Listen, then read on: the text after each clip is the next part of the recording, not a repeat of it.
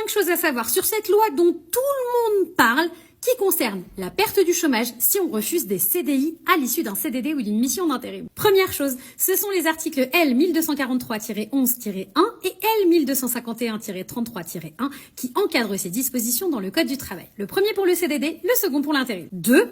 Vous pouvez tout à fait refuser un CDI si ce CDI ne respecte pas 5 points. L'emploi proposé doit être le même que celui que vous aviez en CDD ou en intérim ou tout au moins équivalent. La rémunération ne doit pas être inférieure à celle que vous aviez avant, tout comme la classification qui est au moins équivalente, tout comme la durée du travail, et le lieu de travail doit être inchangé. 3. C'est l'employeur qui doit avertir France Travail, le nouveau pôle emploi, de ce refus et il a un délai de 1 mois pour le faire. 4. Si jamais vous avez eu un CDI pendant la période de 12 mois ou alors que le poste qu'on vous propose est totalement opposé à votre projet personnalisé d'accès à l'emploi que vous avez rempli avec Pôle emploi, dans ces cas-là, vous n'êtes pas concerné par ces dispositions. Et enfin, 5, les 2 refus de CDI se regardent sur une période de 12 mois. C'est-à-dire que les 2 refus doivent avoir eu lieu dans la période des 12 mois.